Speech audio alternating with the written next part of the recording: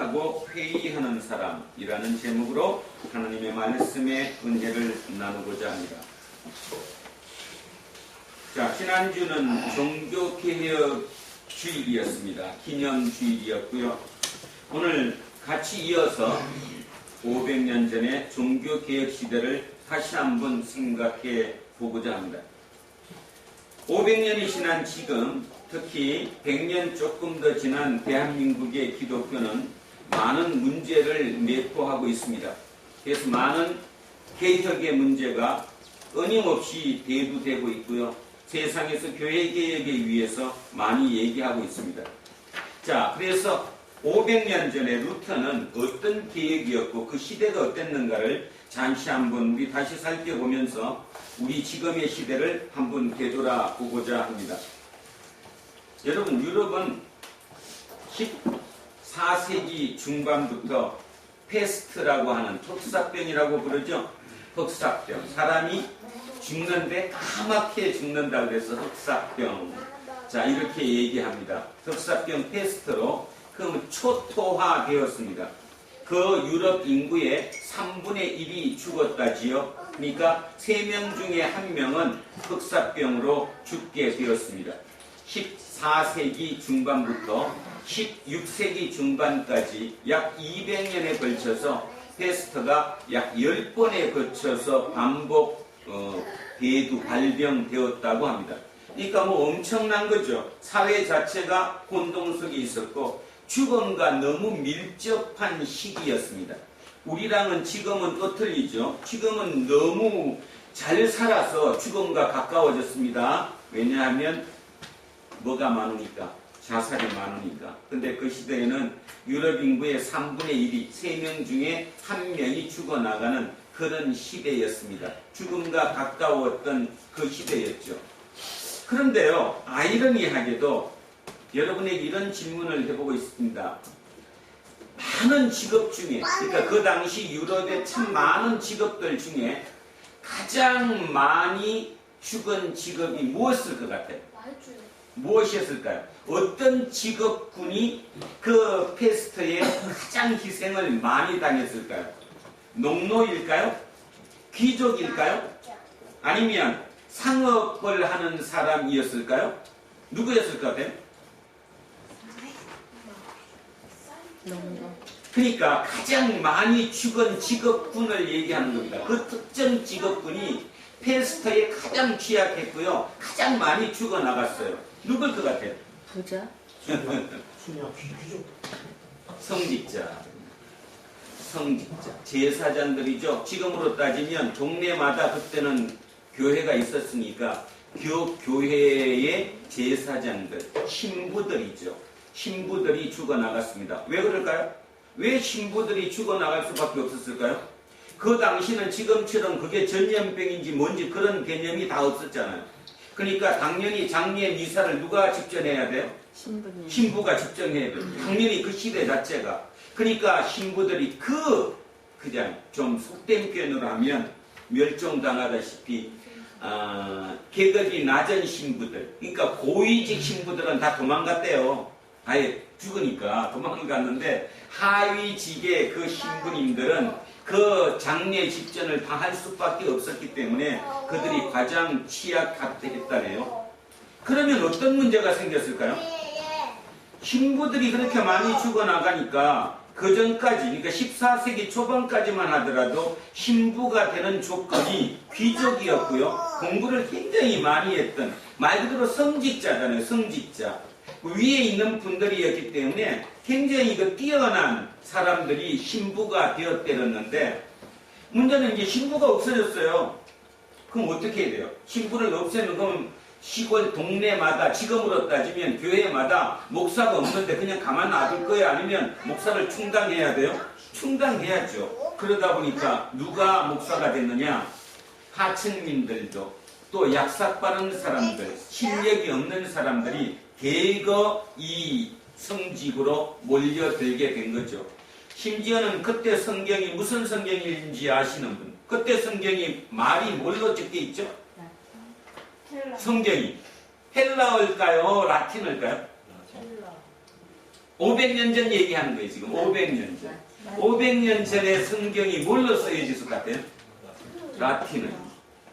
라틴어인데, 유럽 사람들이 라틴어를 알았을까요, 몰랐을까요? 몰라요. 그건 몰랐죠. 문맹률이 95%가 넘었대요. 그러니까 라틴어를 95% 이상 라틴어를 읽고 쓰지를 못하는 사람들인데, 그 라틴어 성경을 가지고 심지어는 신부들도 라틴어를 몰랐대잖아요. 왜냐하면 말 그대로 페스트로 인해서 많은 신부들이 죽어나가다가 보니까 새롭게 충원된 그 신부님들의 실력들이 너무 약했다라는 거죠. 그러다 보니까 할 수 있는 거 딱 하나입니다. 뭘까요? 지금 우리나라 보면 애는데, 저도 목사이지만 참 실력이 없거든요. 저 참 설교 준비할 때마다 야 진짜 실력 없다. 진짜 공부를 너무 안 한다는 생각을 해요. 그나마 저는 있잖아요. 신문 같은 거나 이렇게 오랫동안 중학교 1학년 때부터 지금까지니까 엄청난 세월 동안 누구보다도 많이 그런 시사적이나 이런 공부를 했더라고 스스로 생각하는데도 참 많이 딸립니다. 딸리다는 말은 실력이 없다라는 겁니다. 그런데요, 한국 사회도 그렇지 않아요? 너무 쉽게 목사가 돼요. 너무 쉽게. 실력도 없으면서. 그러니까 딱 하나밖에 없어요, 이제. 뭡니까? 딱 하나밖에 없다니까요. 은사주의래거나 아니면 무조건 믿으라고 카리스마를 갖고 그냥 누르는 거죠. 누르는 거. 그러면 되는 방법은 딱 하나예요. 부패죠. 부패밖에 없었다는 겁니다. 지금의 부패 못지않게 500년 전 루터가 그 당시 살았던 그 시대의 종교는 어마어마하게 부패해뜨렸습니다. 바로 부패한 그 결과가 우리가 면죄부라고도 부르고 면벌부라고도 부르는 그걸 탈 수 있을 정도까지 갔다는 거죠. 그러면 여러분은 이제 500년이 지난 우리가 이런 얘기를 들으면서 이렇게 생각합니다. 지금 그런 사람이 어디 있어? 그렇죠. 지금 그런 사람이 없죠. 그래서 없어서 교회를 떠나잖아요. 그래서 그들을 뭐라고 그래요? 가나안 성도라고 그래요. 이미 200만 명이 넘었다고들 추산합니다. 200만 명 이상이 교회를 다 떠났어요. 거기서 이제 뭐 배울 게 없다라는 뜻이겠지요. 그런 것처럼 그 당시에도 많은 사람들이 참 문제가 너무 부패됐다는 거, 너무너무 문제를 많이 인식했더랬습니다. 그런데요, 문제는 뭐냐 하면 아무리 부패를 했더라도 다른 방법이 없었잖아요. 루터가 쇼크받았고 루터가 그렇게밖에 자기가 할 수 없었던 이유가 뭐냐면 루터가 원래 법과대생 출신인 거는 한 번쯤 들어보셨죠? 그 당시에도 법대가 가장 유능한 과였고 법대를 나와서 판사가 되면 사회적인 신분이 굉장히 높아졌기 때문에 루터 아버지는 우리식으로 따지면 졸부였거든요. 광산을 개발했던 광산업자였는데 갑자기 돈을 많이 벌게 돼서 그 아들이 법관이 되기를 아주 열망했더랬습니다. 그런데 그 루터는 법대를 댕기다가 1년 만에 포기를 하고 수도사가 되었어요. 수도사가. 왜 그럴까요? 우리 지금으로 생각하면 법대 잘 댕기던 사람이 그지? 목사가 되었다거나 스님이 되었다 그러면 참 이해가 안 가겠지만 아까 말씀드렸듯이 그 사회 자체가 그 한 100년, 200년에 걸쳐서 패스트에 의해서 그냥 막 죽어나가는 3명 중에 1명이 죽어나가는 그런 모습을 보면서 죽음과 너무 가까이졌기 때문에 뭔가 의식 있는 사람들은 삶이 무엇인가 굉장히 고민을 많이 했겠죠. 그러다 보니까 루터 또한 그 20대 초반의 젊은 루터가 수도사가 되었습니다. 수도사가 되어서 수도원의 대표로 로마를 방문하게 되었습니다. 그런데 그 당시 루터가 있는 곳에서 로마 교황청까지 약 걸어서 가면 3개월 정도 걸린다네요. 그러면 3개월 동안 걸리는 그 길을 걸어서 가는 동안 길거리에서 잘 겁니까? 어떻게 잘 거예요? 자는 거는 정해져 있잖아요. 수도원, 아우구스투스 수도원인데 그 아우구스투스 수도원에 그 지역별로 수도원이 있을 거니까 이제 매일 가서 자는 거예요. 오늘 밤에는 이 수도원에서, 내일은 저 수도원에서 이렇게 해서 수도원을 쭉 따라가면서 이제 로마까지 올라가는데요. 루터가 하나를 느꼈대요. 로마 교황청으로부터 멀어진 곳에는 수도원이 진짜 뭐죠? 금식도 많이 하고 어떤 금욕하는 그런 수도원이었는데, 어떻게 된 게 로마의 수도원이 가까워질수록 그 수도원이 음식의 질이 좋아지고 그 다음에 기름기가 잘잘 흐르고 그러더라는 거예요. 뭔 말입니까? 지방과 서울의 차이인데 로마 교황청에 가까워질수록 부패가 더 심했다라는 거죠.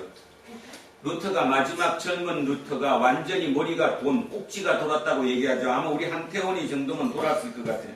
돌았던 게 뭐냐면 로마에 가장 가까이 왔을 때 성직자, 신부들을 위한 공창이 있었대잖아요. 공창. 우리나라는 공창이 없고 사창이 있다. 사창가 이렇게 얘기하지만 그 당시 500년 전에 신부들을 위한 공창이 로마 교황청 그 부근에 있었다는 거예요. 그러니까 20대 초반에 그 젊은 루터가 그걸 보면서 어떤 쇼크를 받았겠어요. 바로 그 사회 배경을 지금 얘기합니다. 그런 배경을 통해서 종교 개혁이 일어났다 이런 뜻입니다. 그럼 제가 오늘 또 뭔 얘기를 하고 싶은가 하면, 그러면 루터가 작정을 하고 나는 종교 개혁을 해야 되겠다 그런 마음으로 했을 것이냐? 아니라는 거죠. 전혀 그런 마음이 아니에요. 그냥 자기 마음속에 이건 말이 안 된다, 뭔가 표현을 해야 된다 했던 그 표현을 하나님이 들어서서 사용하신 거지, 내가 처음부터 딱 하나님께 계시받기를 나는 종교를 개혁해야 되겠다 이런 뜻은 아니었다는 거죠. 그 얘기는 달리 얘기하면 뭔가 하면 지금 오늘 우리 또 똑같다는 거예요. 우리도 뭔가 지금 문제점이 있다, 모순점이 있다고 생각한다면 의식하고 저항하고 생각해야 된다는 겁니다. 그런데도 아직도 우리 또한 그런 생각은 전혀 갖지 않고 어떻게 하면 나 복 받을까, 어떻게 하면 내가 우리 집이 조금 더 잘 될까, 어떻게 하면 돈을 더 벌까, 어떻게 하면 사업이 더 잘 될까, 이런 쪽으로 초점을 맞춘다면 그때나 지금이나 전혀 달라진 것이 없다, 이 얘기를 말씀드리고 싶습니다. 그 다음, 그러면 이제 우리는 어떻게 해야 되느냐에 대한 답을 한번 보죠. 루터의 가장 결정적인 핵심은 뭐였냐 하면 성경의 해석입니다. 아까 말씀드렸듯이 성경은 뭘로 되어 있다고요? 라틴어. 근데 라틴어는 대부분 읽는다 못 읽는다? 못 읽는다. 대부분 라틴어는 읽을 수가 없다. 그 다음에 아까 얘기했듯이 그렇게 신부들의 실력이 형편없이 들여다보니까 그들이 그때는 설교라는 개념이 아니라 어떻게 했을까요? 성경을, 라틴어 성경을 읽어주고 해석하는 거예요. 읽어주고 이렇다고 해석하는 거. 그런데 금기였습니다. 일반인은, 신부가 아닌 사람은 절대로 그 성경을 해석해서는 안 되는 거예요.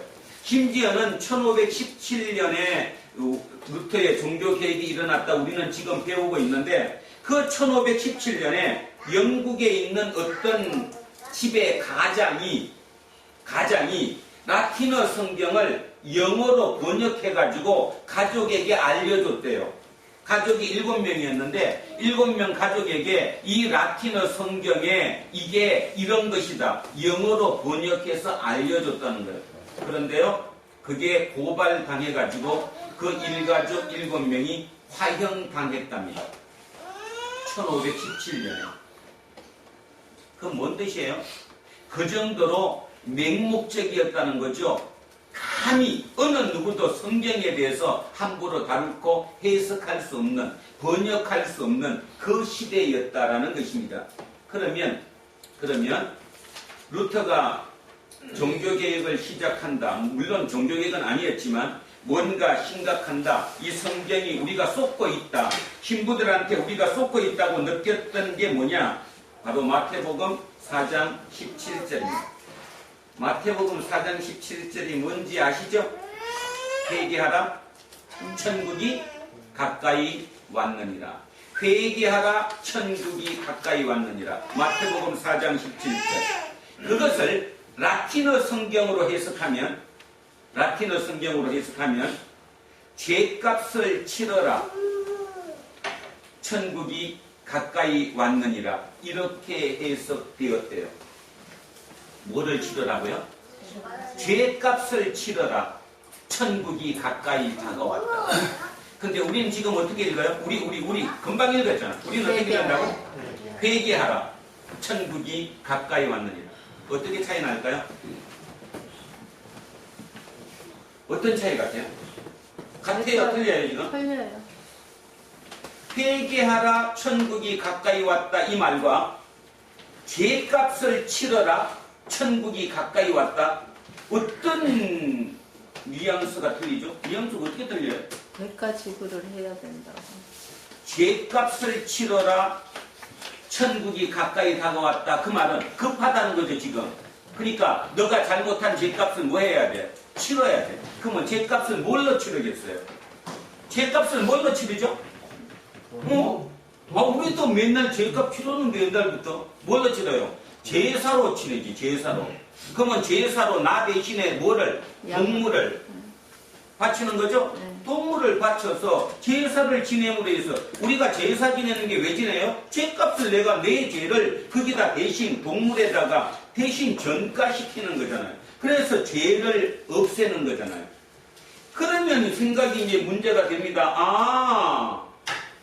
1500년대까지 성경을 읽었던 그 시대에 살았던 사람들은 마태복음 4장 17절 회개하라 천국이 가까이 왔다 이 얘기를 어떻게 들었다고요? 죄값을 치러야 되는 거구나. 왜냐하면 천국이 하느님 나라가 곧 가까이 왔으니까 내가 죄값을 치르지 못하면 난 하느님 나라 못 가는 거 아니에요. 죄값을 치러야 되는 거예요. 그런데 문제는 누구는 치룰 수 있는데 누구는 치룰 수 없어요. 부자는. 그렇지. 부자는 돈이 좀 있는 사람들은 충분히 치룰 수 있는데 돈이 없는 사람은 죄를 진 거는 알면서도 죄값을 치룰 수가 없었던 거죠. 루터는 이거를 다시 들은 겁니다. 본인이 해석한 건 아니고요. 그 당시에 에라스무스라고 하는 어떤 인문학자가 라틴어 성경을 헬라어로 번역을 했어요. 자, 우리가 알고 있는 헬라어로 번역했는데 그 헬라어의 번역이 뭐냐 하면 메타노이아. 제가 설교할 때 여러분 썼는데 메타노이아. 회개가 메타노이아라고. 메타노이아는 어떤 뜻이라고요? 여러 번 얘기했는데 아직도 바뀌었다는 시죠. 메타노이아. 돌아서는 거. 돌아선다는 게 뭐예요? 내 삶을 통째로 방향을 바꿔야 돼, 안 바꿔야 돼요? 통째로 바꿔야 되는 거예요. 그게 회개하라는 거예요. 우리가 지금 회개하라는 말을 알아듣고 있는 메타노이아, 네 삶을 통째로 되돌려라, 바꿔라. 이 얘기가 바로 그 당시, 500년 전 당시 에라스무스가 해석했던 헬라어 성경의 구절입니다. 그거를 누가 읽었어요? 루터가 읽었어요. 그러고 나니까 루터가 어떤 생각이 들었을까요? 우리가 쏘갔구나. 우리가 쏘갔다고 들은 거예요. 죄값을 치러라 천국이 가까이 왔다와. 그죠? 그 다음에 네 지금까지 사는 삶 자체를 완전히 되돌려라 천국이 가까이 왔다는 완전히 하늘과 땅의 차이 나는 거죠. 그러면 어떻게 해야 될까요? 루터 입장, 여러분이 루터였다면 어떻게 하고 싶어요? 지금 여러분이 그런 얘기를 들었다면 지금까지 마태복음 4장 10절 회개하라가 죄값을 치러라 이렇게 듣고 있던 사람이 그 뜻이 아니구나. 내 삶을 돌이켜야 되는구나. 내가 지금 사는 삶이 잘못됐으니까 그 삶을 제대로 돌이켜서 제대로 살아야 되겠구나라고 만약에 생각이 바뀌었다면 여러분은 어떻게 알겠습니까? 어떻게 해야 되냐고요, 그거를. 빨리 알려야죠. 많은 사람에게 알려야 돼요, 안 알려야 돼요? 알려야 돼요. 그런데 문제는 그들은 뭐를 몰라요? 글씨를 몰라요. 라틴어도 모르고 헬라어도 몰라요. 그럼 어떻게 해야 돼요? 우리 조선시대로 가보자고요, 조선시대로. 1500년 되면 우리 조선시대 아니에요. 조선시대에 대부분의 상류층들은 뭘 썼어요? 한문을 썼어요? 그런데 그때도 한글은 있었어요, 없었어요? 있었어요. 한글은 있었는데 한글은 누가 읽는 거예요? 한글은 누가 읽는 거냐고, 누가 쓰는 거냐고. 천민들이, 밑에 사람들이 쓰는 거 아니에요? 그래서 뭐라고 그래서 언문이라고 부른다고 얘기했죠? 똑같잖아요. 똑같이 그들이 쓰는 말은 무슨 언데? 독일어인데. 그들이 하층민들이 쓰는 그런 독일어인데 성경은 라틴어로 돼 있다니까요.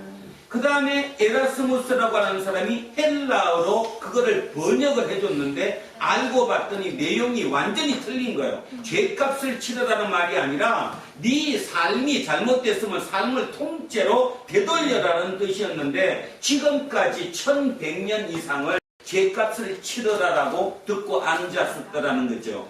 그러면 루터가 이 말을 누구에게? 일반 백성들에게 알려야 돼요. 어떻게 알려야 된다고요? 독일어로. 그래서 독일어로 성경을 번역한 거죠. 그게 종교개혁의 시작점이라는 것입니다. 제가 이 얘기를 좀 장황스럽게 하는 이유가 오늘을 돌아보자는 겁니다. 오늘 우리를 한번 돌아보면 여러분은 지금 성경을 제대로 읽고 있습니까? 한글로 읽는데도 불구하고 진짜 제대로 성경을 읽습니까? 아니면 우리 또한 지금 어떤 면에서 쏟고 있는 것은 없을까요? 쏟고 있는 것은 그 당시에 1100년 동안 당연히 회개하라는 뜻이 죄값을 치르는 거구나 그렇게 생각해왔던 그 시대 사람과 지금 우리가 별로 차이가 날까요 안 날까요? 제가 볼 땐 안 난다고 생각됩니다. 많은 면에서 그렇습니다. 많은 면에서 지식이 높든 낮든 그죠?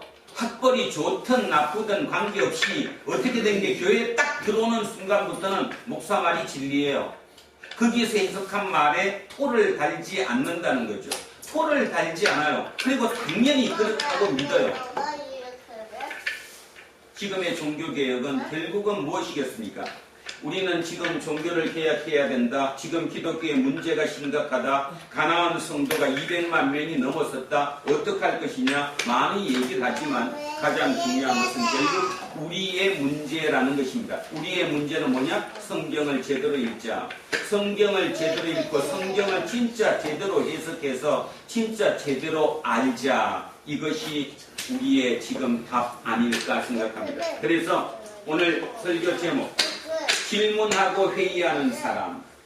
자, 루터는 끊임없이 질문했어요. 그리고 의심했어요. 이건 아닐까? 질문하고 회의하고 하다가 보니까 새로운 답을 찾아낸 거죠. 그 답을 찾아냈던 그 사건, 그 일을 하나님께서는 사용하신 거예요.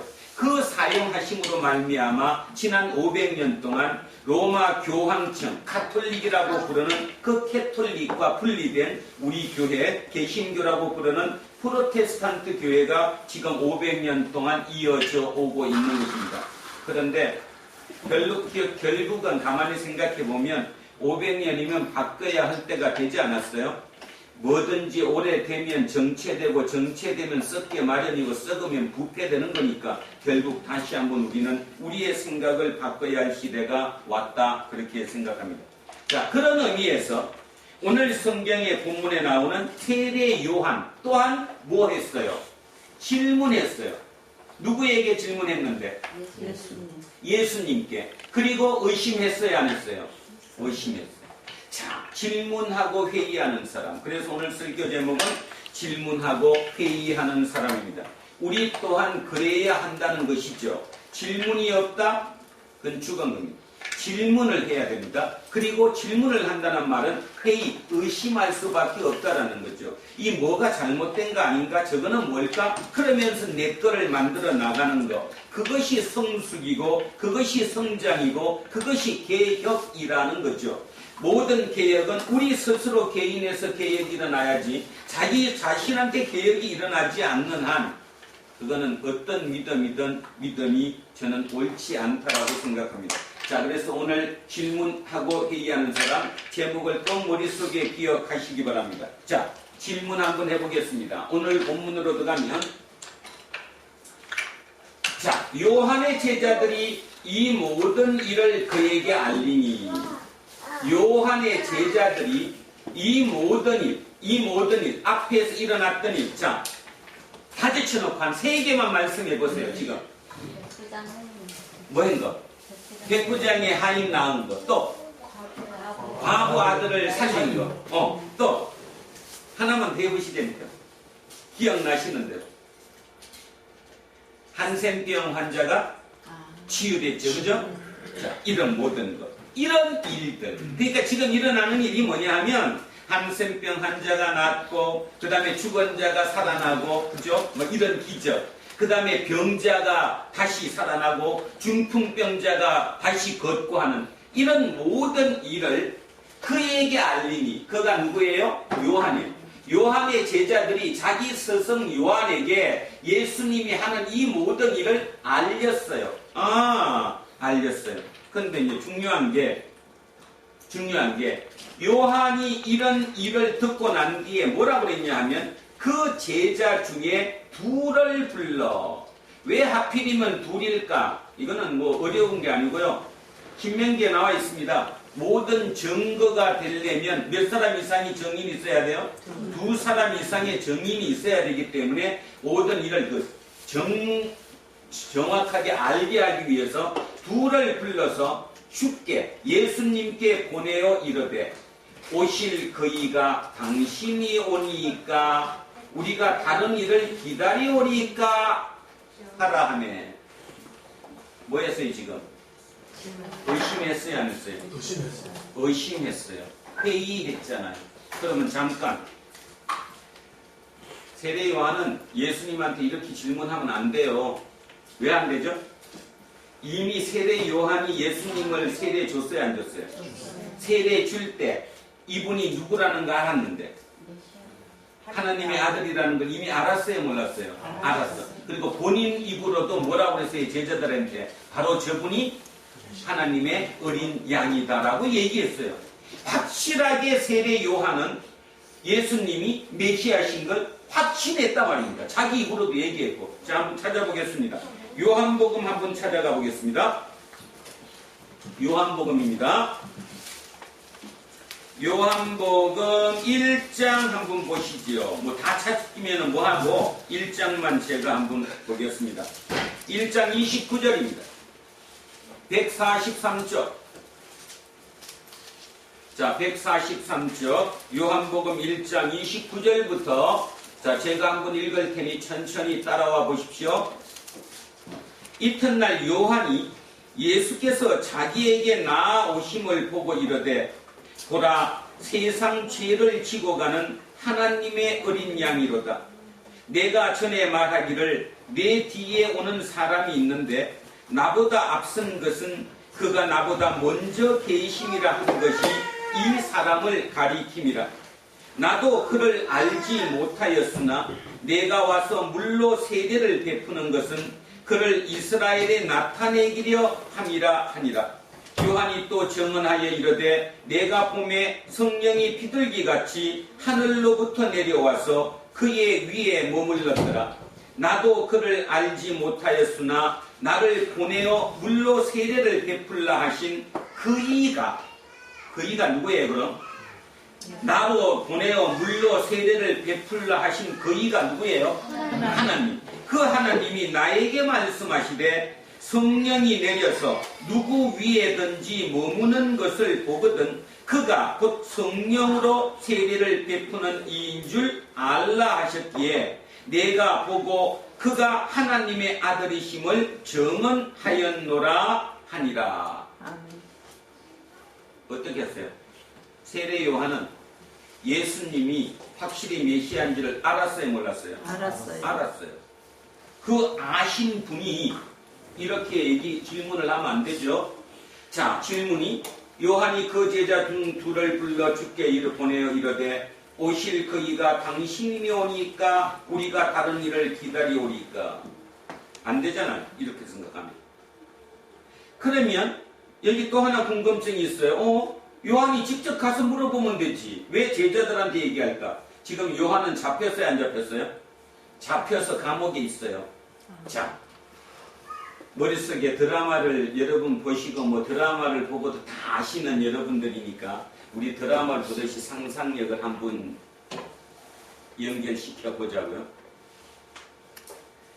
예수님을 만났어요. 세례 요한이. 그리고 확실히 자기는 그분이 메시아임을 확신했어요. 그러면 자기는 떠나야 돼요, 안 떠나야 돼요?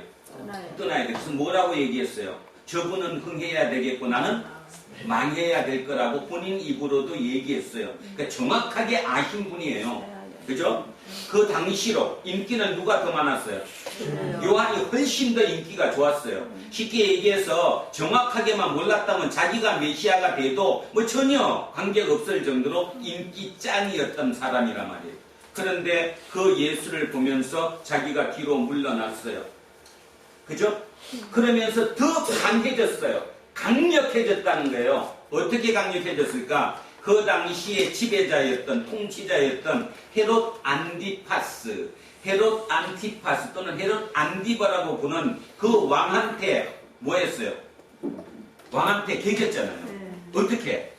왕이 감히 자기 동생의 아내를 그죠? 이혼시켜서 그 아내랑 결혼한다는 게 말이 되냐? 이 말도 안 되는 거 아니냐? 우리는 성경을 그냥 읽지만 깊이 생각해보면 한 조직의 한 나라의 밑에 사람이 왕께 대들면 그거 죽음의 죽음 아니에요? 죽음. 뻔한 게 죽음 아니에요? 지금도 대통령한테 대들면 바로 잡아갈 건데.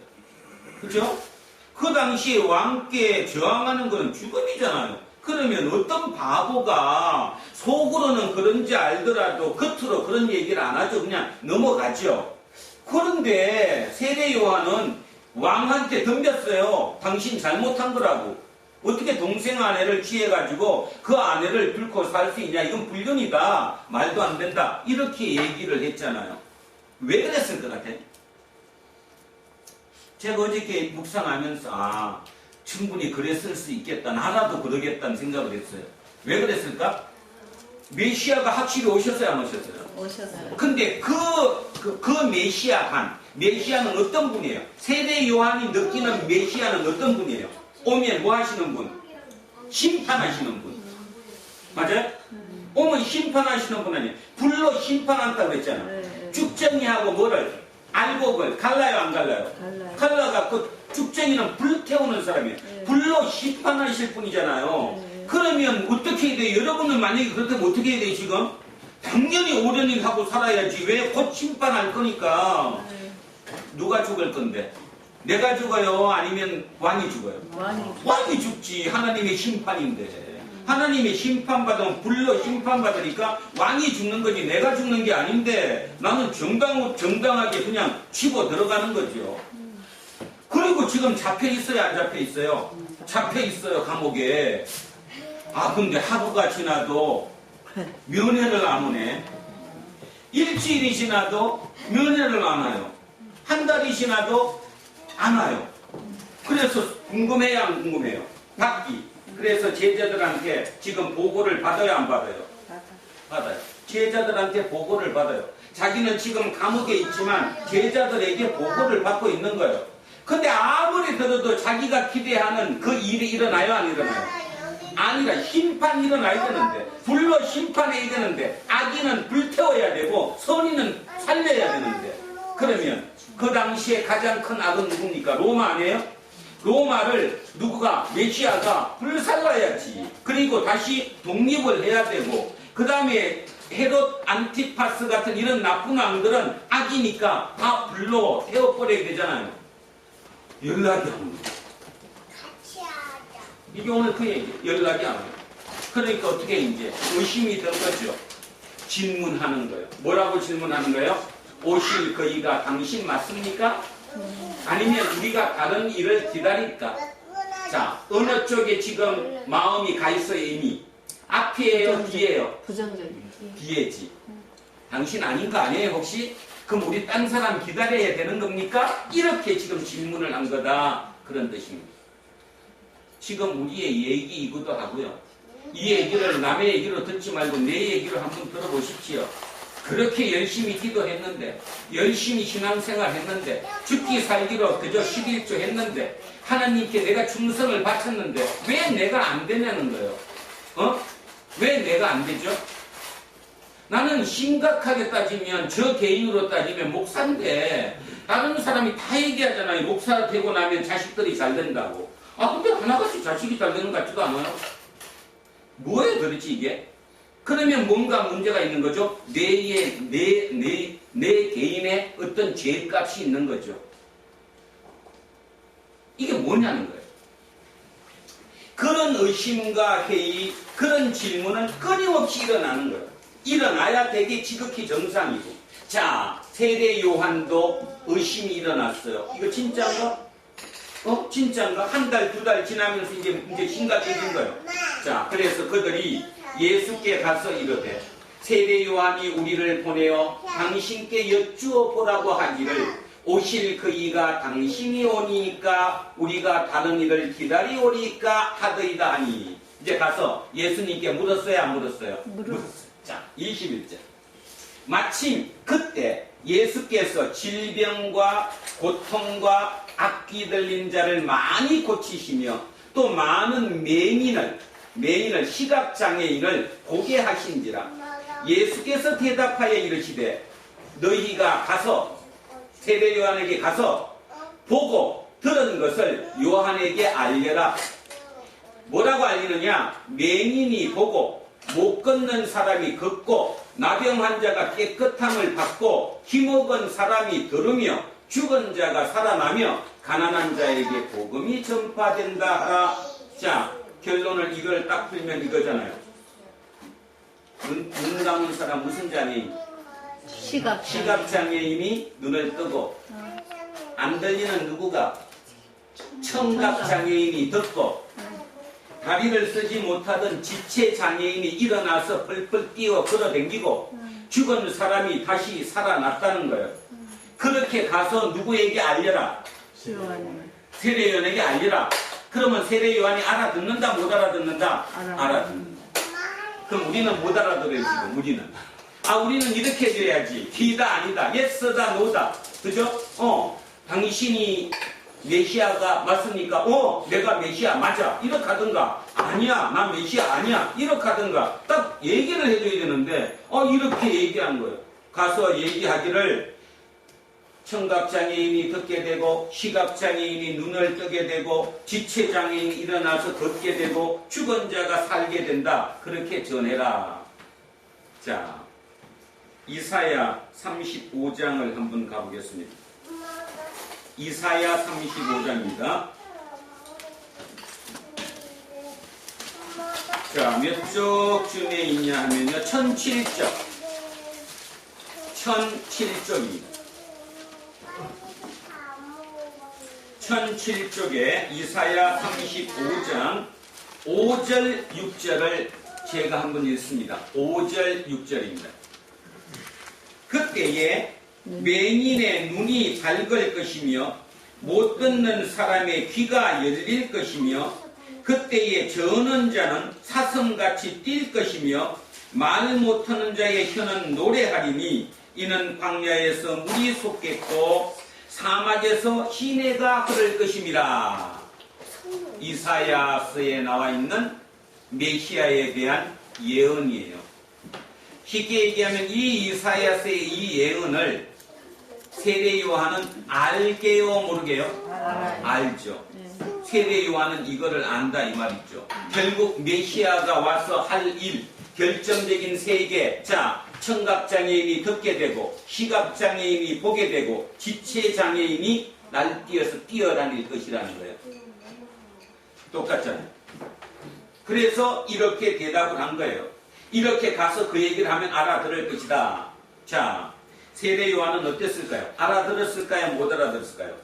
알아들었죠.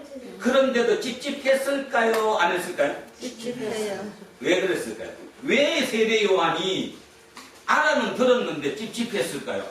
현실 해결이 안 되니까. 그 당시 세계관으로 메시아관은 어떤 관이에요? 메시아는 어떤 분이에요? 우리 모두를 새롭게 살려줘야 돼, 안 살려줘야 돼요? 로마의 앞에서 벗어나야 돼요, 안 벗어나야 돼요? 벗어나야 돼요. 자, 우리로 따지면, 지금 우리로 따지면 통일돼야 돼요, 안 돼야 돼요? 돼야 돼요. 그것도 가장 좋게, 그지? 네. 손해도 서로 없이. 그래서 뭔가가 짜자잔 하고 이민족이 딱 일어나야 되는 거 아니에요? 네. 그 메시아감을 가지고 있었는데, 그죠? 전혀 뜻밖의 누구만 하고 있어요, 지금. 앉을되니 이렇게 세우고 청각장애인 눈뜨기 덮게 해주고 시각장애인 눈뜨게 해주는 개인적인 치유에 지금 몰입되어 있는 겁니다. 나라 전체를 살려야 되는데 지금 나라 전체가 눈이 감겨 있고 나라 전체가 지체장애가 되어 있고 나라 전체가 청각장애가 되어 있는데 나라를 살려야 되는데 예수님은 하시는 일이 개인을 지금 하고 있는 거예요. 개인을 뭔가 찝찝한 거죠. 그러면 어쨌든 제가 생각하건대 개인적으로 세례 요한이 기분 좋게 죽었었을 리는 없을 것 같아요. 우리는 저 분이 어떻게 죽었는지 알죠? 그냥 목이 잘려서 참수를 당해갖고 채반에 채워져서 그죠? 살로메 그 딸에게 줬던 그런 아주 불우한 마지막이 굉장히 나쁜 상태로 돌아가셨잖아요. 그렇지만 지금은 어떨 것 같아요? 지금도 세례 요한은 살아있어요? 안 살아있어요? 살아있어요. 살아있어요. 누구 안에서? 하나님 하나님 안에서. 안에서. 제가 지난주도 설교했듯이 하나님 안에서는 산자와 죽은 자는 같아요. 그죠? 똑같은 거예요. 하나님 안에서는 모두가 살아있는 하나님이지 죽은 자의 하나님이 아니에요. 그렇다면 지금 세례 요한은 어떨까요? 이제 왜 예수님이 그랬는지 알까요? 모를까요? 알죠. 우리는 어떻습니까? 내 삶에, 내 개인적인 삶에 또는 국가적인 큰 일에 분명히 예수님이 함께 하신다고 믿는데도 불구하고 뭔가 지금 전혀 내 생각대로 가지 않으시죠? 내가 원했던, 내가 생각했던 예수님이 전혀 아니지 않아요? 몰라요. 그런데 틀림없는 사실 하나, 지금 예수님은 제대로 가고 계세요? 안 가고 계세요? 가고 계시는 거예요. 내 개인에게 어떻든, 내 개인에게 지금 내 상황이 어떻든 간에 예수님은 자기의 지금 목적을 가지고 자기의 일을 하고 계신다는 겁니다. 그거를 우리는 잊어서는 안 된다는 거예요. 그것이 바로 뭐라는 거예요? 믿음이라는 거예요. 이 믿음을 가지게 되면 전체를 볼 수 있는 거죠. 여러분의 개인을 보는 게 아니라 전체로서의 나를 보게 되면 정신병 안 생겨요. 스트레스 안 받아요. 매일 삶이 그렇게 지겹지 않아요. 왜? 전체 중에 나니까. 전체 중에 하나님이 이 땅을 통치하는 그 전체 중에 내 역할을 지금 하는 것 뿐이니까. 근데 문제는 내가 중심이 되려고 그러면, 내가 중심이 된다는 말은 뭐예요? 내가 모든 스포트라이트를 받고 내가 하나님의 중심이라고 생각하면 내가 왜 그래야 돼? 그지? 남의 눈치가 보여지고 남과 비교가 당해지는 거고 끝없이 자기 비하가 일어나는 거고 자기 일하다가 조금만 뭔가 잘못돼도 이게 뭔가가 그죠? 잘못된 것 같은 절망감에 사로잡히고 우울감에 사로잡히게 되는 거잖아요. 여러분, 제가 지난주에 짧은 글을 읽은 것 중에 짧은 얘기를 하고 마무리하겠습니다.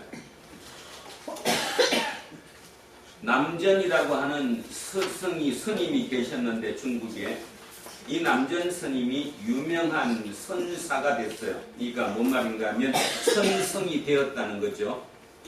어느 날 그 남전 스님이 자기 동료 스님과 함께 그 절에 마당을 이렇게 쭉 거닐고 있는데 참새들이 막 큰 떼가 날라와서 그 길을 콕 쪼면서 막 이렇게 쫀다는 거 알죠? 마당에 뭐를 먹느라고 쫓고 있는 거예요. 그러니까 남전 스님 옆에 계시던 스님이 남전 스님 보고 이렇게 질문하는 거예요. 스님, 참새들은 왜 저렇게 바쁠까요? 참새들은 왜 저렇게 바쁠까요? 그랬더니 남전 스님이 딱 그 자리에 그 소리를 듣자마자 자기가 신고 있던 신발을 붙잡다 벗어갖고 땅바닥을 탁 치더라는 거예요. 그래서 스님이 아니 왜 신발을 벗어서 땅바닥을 왜 치냐고 했더니 바쁜 참새를 쫓아내려고 쳤대요. 그게 선문답의 끝입니다. 해석은 여러 개가 나올 수 있고요. 그 신문 칼럼을 쓴 그 기자는 그걸 어떻게 해석했냐 하면 이렇게 해석을 했습니다. 누구 걸 쫓아냈을까요? 그 신발로 땅바닥을 쳐가지고 저기 참새를 쫓아냈을까요? 아니면 지금 바쁜 참새라고 표현했던 그 스님 마음속에 있는 바쁜 참새를 쫓아냈을까요? 그래도 이해가 안 가죠? 지금 뭔 말인지. 마음속에 있는 바쁜 쉽게 얘기하면 참새가 바빴어요? 아니면 그 바쁘다고 표현한 그분 마음속에 참새가 바빴어요? 마음속에 참새가 그렇죠. 바빴어요. 참새는 정상이었어요. 참새는 바쁘지 않았어요. 당연히 콕콕 주는 게 자기 그냥 가장 편안한 정상적인 일이었는데도 불구하고 어떤 사람이 그거를 보면서 자기 마음속에 바쁜 참새로 인식한 거죠. 우리 지금 똑같잖아요. 예를 하나 들어볼게요. 예를 하나. 우리 이수영 집사님은 참 애들을 잘 키우시는 것 같아요. 그리고 대단하신 것 같아요. 어떤 면이냐 하면 저 꼬마잖아요. 그죠? 정년이처럼 꼬마가 예를 들어서 밥을 처음 먹기 시작해요. 숟가락질을 한단 말입니다. 처음에는 바로 이게 갈까요? 떨어뜨릴까요? 떨어뜨리기도 하고 입에 갖다 옆에 붙이기도 하고 막 그러겠죠. 보편적인 엄마 같으면 어떡할 것 같아요? 한 3번, 4번까지는 잘 보다가 이제 마지막에는 자기가 직접 떠먹이죠. 직접 떠먹이잖아. 열받으니까. 그게 바쁜 참새라는 거예요. 내가 바빴던 거지 정년이가 바빴던 게 아니고 정년이는 당연히 그 과정을 거쳐서 어느 시점 되면 잘 떠먹어요? 안 떠먹어요? 잘 떠먹는 거지. 우리의 문제였지. 저는 그렇게 생각해. 내가 애들 둘 키우고 뭐 애만 키운 게 아니라 주변과 이렇게 하면서 가만히 생각해 보면 내 속에 우리 속에 바쁜 참새가 너무너무 많아. 그게 다 눈에 거슬리니까 내가 다 해주고 싶어. 그러니까 스트레스 받는 거고, 그죠? 자유를 느끼지 못하고 누리지 못하고 사는 거죠. 서로에게 피해를 준다는 생각을 가졌어요. 그죠? 근데 우리 이수영 집사님은 참 그러면서 대단한 것 같아요. 그만큼에도 이거 우스갯소리로 하는 얘기인데 나였으면 내가 우리 한빈이 조만할 때 들고 다녔지? 한빈이가 조만할 때 저도 이렇게 작은 지하의 교회 뭐 믿어서가 아니라 우리 집사람 데려다 주려고 따라다니다 보면 목사님 설교하시는데 설교도 밑으로 막 기어가갖고 막 설치고 다니죠. 온데 댕기면 소리 질렀어요. 그만하라고. 하라고. 그죠? 근데 우리 집사님은 그거를 참 잘 견디시는 것 같아. 애를 교육하는 데 있어. 그 부분에 대해서. 그 함부로 모든 사람이 그러지 못하거든요. 굉장히 대단하다는 생각을 했어요. 그러면서 있다가 지난주에 그 글을 읽으면서 그래 바쁜 참새가 바쁜 게 아니라 내 마음속에 바쁜 참새가 있었던 거지 그 참새가 바빴던 건 전혀 아니라는 거거든요. 그래서 많은 생각을 가지게 됐어요. 그걸 또 빗대보면 여기에 빗대봐도 똑같죠. 여기에 빗대봐도 누구 입장에서는 세례 요한 입장에서는 바쁜 참새예요. 그죠? 네. 예수님이 못마땅해. 네. 그렇게 하면 안 돼. 지금 빨리 누구 없애고 헤롯 안디바 불태 없애버리고 그죠? 나쁜 싹 흐리고 싹 새로운 하나님의 나라를 만들어야 되는데 왜 저렇게 하고 계시는지 모르는 거예요. 지금 하는 일이라고는 뭐 문둥병 환자를 고쳐준다거나 아니 이렇게 치료나 하고 다니시고 지금 그럴 죄가 어디 있어요. 죄를 뭐부터 빨리 물리쳐야 돼? 로마부터 물리쳐갖고 나라를 회복해야죠. 바쁜 참새가. 그래서 그렇구나. 그래서 오늘 우리는 우리 도란노 교회 우리 저를 비롯한 우리 공동체 모든 식구들은 우리 속에 어떤 바쁜 참새가 있는지를 한번 찾아보시고 그 바쁜 참새에 그죠? 쫓아내지 않으시기를 소망합니다. 조금 더 여유를 가지고 조금만 가지면 내 모든 지금 일어나는 일이 누구의 뜻 가운데서 일어나고 있다. 하나님의 뜻 가운데서 이루어지고 있다는 사실을 진짜 믿으셔야 한다는 거죠. 그거를 믿으셔야 되는 거예요. 내 마음에 안 든다고 해서 지금 그것이 안 돼가고 있는 것이 아니라는 거죠. 만약에 그게 아니라면 여러분 믿음 자체가 잘못된 거죠. 그죠? 그래서 저와 여러분 되었으면 좋겠습니다. 믿습니까? 네. 진짜 믿습니까? 여러분이 지금 어떤 상황이든 어떤 과정을 거쳐가든 간에 결국 하나님은 여러분을 통해서 또 저를 통해서 지금 이끌고 계심을 온전히 믿으시기 바랍니다. 그런 저와 여러분의 복이 다음 한 주간 내내 우리의 삶 속에 함께할 수 있기를 주의 이름으로 축원드립니다. 아멘. 기도하겠습니다. 하나님, 우리는 세상을 살아가면서 많은 의심 속에 있습니다. 의심을 의심으로 끝내버리고 나면 많은 찝찝함으로 연결되겠지만 그 의심을 질문을 통해서 해소하고 해결하고 나면 우리는 답이 보임을 믿습니다. 오늘 이 세례 요한과 예수님 사이에서 있었던 이 일의 일화를 통해 하나님께서 오늘 우리에게 주시는 메시지는 분명할 것 같습니다. 질문하라. 질문하고 회의하라. 그러면 너는 답을 얻을 수 있다. 이런 과정을 통해 우리는 믿음이 성숙하고 더욱더 그 하나님께 가까이 다가갈 수 있는 우리가 됨을 이제 오늘 온전히 깨닫게 해주셔서 참으로 감사합니다. 도대체 우리는 지금까지 믿음이 무엇이었는지 다시 한번 되돌려 생각하게 하시고 그 믿음을 통해 내가 진정 왜 자유롭지 못했는지를 깨닫게 하옵소서. 그로 말미암아 이후에 내 모든 삶이 진정으로 감사하고 감격하고 진정 자유로운 우리의 삶이 될 수 있도록 주여 인도하여 주시옵소서. 그것도 내 스스로 되는 것이 아니라 성령님께서 나와 함께 하시고 나를 인도하시면 된다는 사실을 온전히 믿사오니 성령님을 통해 우리를 친히 통치하여 주십시오. 감사드리며 거룩하신 예수 그리스도 이름으로 기도합니다. 아멘.